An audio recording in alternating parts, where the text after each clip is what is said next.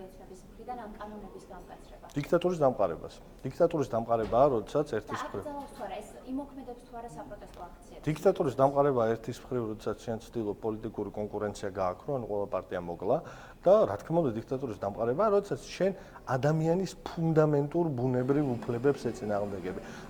ეწინააღმდეგები არა რაღაცა ადმინისტრაციული შეზღუდვით, თუმცა ამ შემთხვევაში ციხით. შეხედე, მნიშვნელობა არ აქვს ამას ადმინისტრაციულს დაარქმევ თუ სისხლის სამართლის.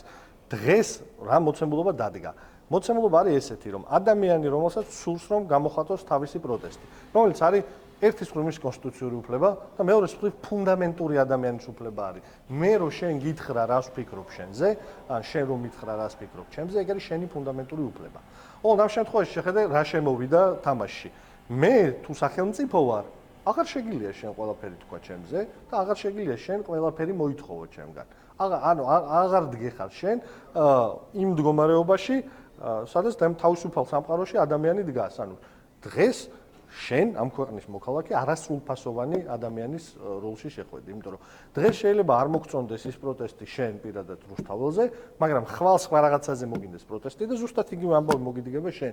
ანუ ზუსტად იგივე მიზნით შეიძლება არ ვიცი, აი იყო ამას წინათ ესეთი პროტესტი, ხო, შარშან ძამძიმე ამბავი, სოციალურად ძამძიმე ამბავი, როდესაც კონკრეტული დაავადებულ ადამიანთა მშობლები ითხოვდნენ სახელმწიფოსგან დაფინანსებულ კონკრეტულ მედიკამენტს, რომელიც დაფინანსება სამშობლომ შეწყვიტა, სახელმწიფომ შეწყვიტა.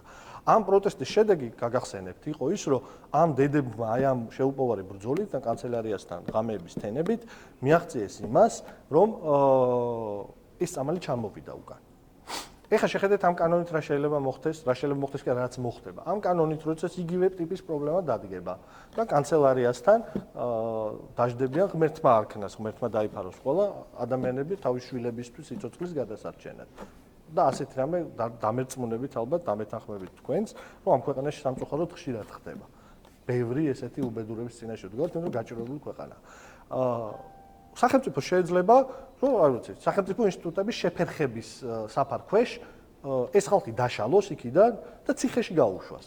აი ის დედები, რომლებიც თავის შვილებისთვის მედიკამენტებს ითხოვენ, ამ კანონის მიხედვით 15 დღე ციხეში იჯდებიან. თუ ეს მედიკამენტი არ ჩამოვა ისევ და სახელმწიფო ისევ არ შეასრულებს თავის ფუნქციას და მეორედ გამოვლენ ეს დედები კიდე, მე ერთი წელი შეიძლება ციხეში ჩასვან ამის გამო უკვე სისხლის სამართლის წესით. აი ეგ არის რეალობა. აი ამას ასახავს. ანუ ამის შეფასება მე არ მინდა რომ ჩემი შეფასება მოგახვიოთ თავს. მაგიტომ მოკლედ გითხარით რომ ეს არის დიქტატურის დამყარება. და სინამდვილეში არის ეგ, რომ ნებისმიერ თემაზე, რაზეც მომავალში თქვენ ღმერთმა არქნას რომ რაიმეზე გასაპროტესტებელი გაგიხდეთ, თქვენ უბრალოდ ამის საშუალება აღარ გექნებათ. და ამის მიზანი ის კი არ იქნება რომ რუსთაველს დავარტყათ მარტო. არა, ამის მიზანი ბევრად უფრო მზაკვრულია და ღრმაა. რომ ამ ქვეყანაში ამ ქვეყნის მოქალაქეებმა თავი იგრძნონ არასრულფასოვნად. ეგ არის მუღამი ახლა ამის, რომ შენ შეგეშინდეს რამის გაპროტესტების, რამის თქმის საჯაროდ, იმიტომ რომ ციხე გემუქრება. და ციხის მუქარა, თუ მეკითხებით, რომ გავლენას იქონიებს თუ არა ადამიანებზე, შეხედეთ, ციხე არის კაცობრიობის ერთ-ერთი ყველაზე ძველი გამოგონება. ადამიანის დატყვევება არის კაცობრიობის ერთ-ერთი ყველაზე ძველი გამოგონება. როგორც ყველაზე მარტივი ფორმა ადამიანის დასჯის, იმიტომ რომ ადამიანი თავის ფუნდამენტში არის თავისუფალი არსება. როგორც ირაკლი კაკაბაძე იტყო და ადამიანი სხვა რამ არ არის დაბადებიდან. ამიტომ ადამიანი არის თავისუფალი არსება. როდესაც მას თავისუფლებას უზღუდავ, ეს არის მისთვის ყველაზე დიდი სასჯელი. შესაბამისად, იმოქმედებს თუ არა ციხის საფრთხე იმ ადამიანებზე, ვინც დგას რუსთაველზე, რა თქმა უნდა იმოქმედებს. ყველა ნორმალურ ადამიანზე ციხე მოქმედებს.